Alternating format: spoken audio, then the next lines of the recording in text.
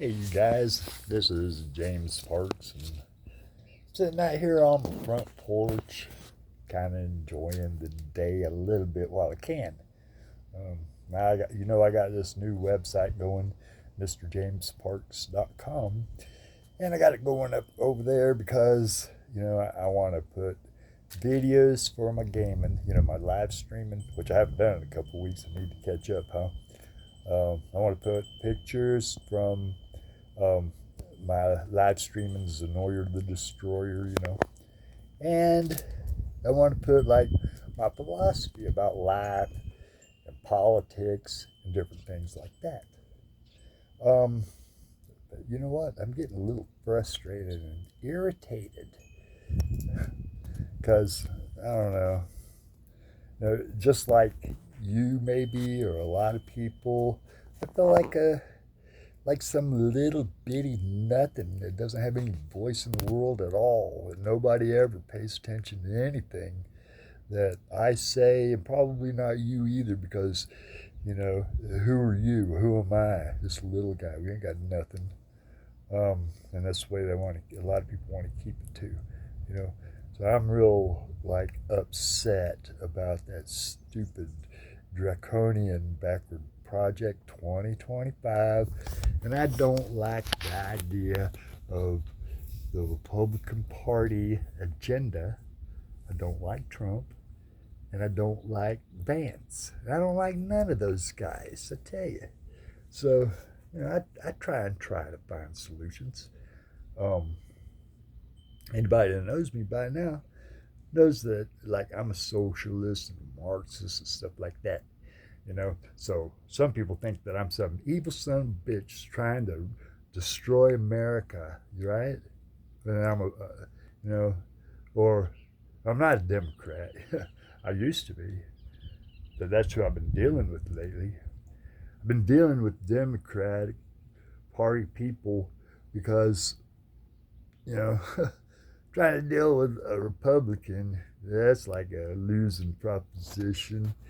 That they don't believe in anything I have to offer. I think, that's what it seems. It's like they're just sucking up that right wing dribble. Um, so I've been offering solutions, and I don't see them going anywhere. So I'll make a video now or here and offer the solutions while I'm talking about it. Okay. Instead of writing it about it. Some people like reading, some people like watching videos, and I kind of like watching videos more than reading, but I still do a lot of reading and a lot of writing. Um, all right. Now, this Supreme Court of the United States, I don't think they're so damn supreme. And the reason why is because they are subordinate. They're subordinate to future judges or to their own avarice and greed. Um, if you take Roe v. Wade, for instance, there were some justices in the past that said, oh, yeah, this is a good thing. This is what we're going to have, and we're going to defend it, and they defended it, say it's constitutional for decades.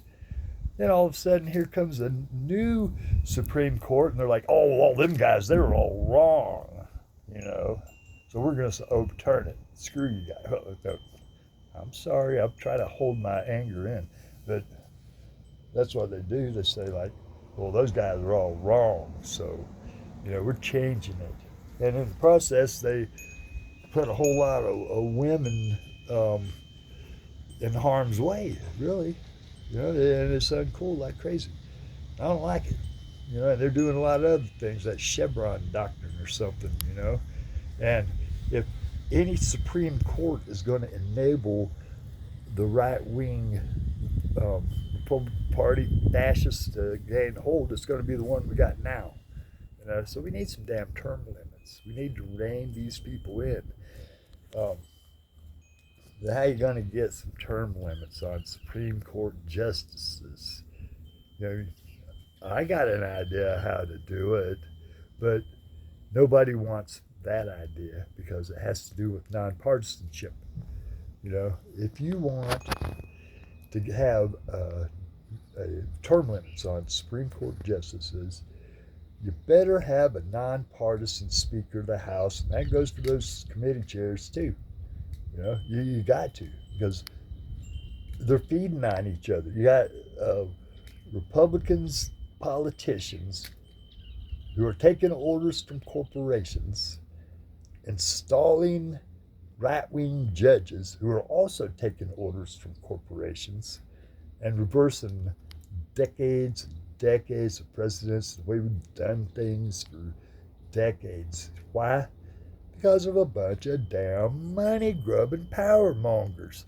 Now, I don't know how much simpler you can get than that, but that's what it is. A bunch of damn money-grubbing power mongers. They want to put you under their thumb, make it to where you're working for practically nothing. I was watching a movie about what was it called? It was like some coal mine strike, and it got deadly because they were sending in, it was back in 1920, they were sending in some detectives and stuff, and they were using bully tactics and everything on these strikers. And in the end, it came into a shootout, and a bunch of people got killed. Now, we don't want to have to go back to that kind of thing now, do we? But that's what might happen if we fall, if we regress. That's exactly what might happen. It's a lot easier to lose something like democracy than it is to get it back. So you got to have that nonpartisan Speaker of the House, and that goes with all those committee chairs too. I mean, look at Jim Jordan, prime example. I swear, you go on C-SPAN and look at his antics, and it'll make you laugh, it'll make you cry, it'll make you angry, because that guy is a damn hack. He didn't even pass the bar. I got respect for people who pass like the bar and everything, or I should, but I don't have no respect for him because sitting out like, isn't that the Judiciary Committee? Why do they have a guy like that? You'd think that we would want an expert or something on there, right? But if we had a nonpartisan chairperson in the Judiciary Committee and all the other committees, you wouldn't have a circus like that. You wouldn't be having like Hunter Biden investigations and all that bullcrap, because it doesn't have nothing to do with governance at all. A nonpartisan committee chair, they're going to run the place in a nonpartisan manner, not like these hacks that we got in there now. And that includes the Speaker of the House's position too. If you have a nonpartisan Speaker of the House, they're going to vow an oath of nonpartisanship and run that place in a nonpartisan manner. And maybe we can get some bills passed, because we won't have all this darn obstructionism jamming up the works. I mean, I swear, what is this, the least productive Congress in history? Is that what we're paying our tax dollars for? And some of those right-wing fools, they talk about how, like, wasted money and balance the budget, and they don't want to do a goddamn bit of work. So that's what you need. That's what you have to stop Project 2025, those fascists, the Republican agenda, and everything. And the Supreme Court, you've got to have nonpartisanship. But you know what? How you going to get a bunch of partisans like we got there now in Congress? How you going to get them to vote for anything that is nonpartisan? All they want is something that's bipartisan. Bipartisan is still partisan, right? A couple of partisans getting together and agreeing on something. That ain't nonpartisanship.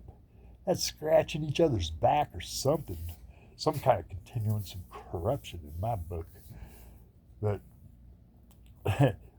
the people who really are making the rules, the ones that the Republican Party Project 2025 goons love, the ones they're trying to cram down everybody's throat, people who are making those policies are corporate big shots, wealthy people who want to preserve their profit margin or increase it off the backs of labor.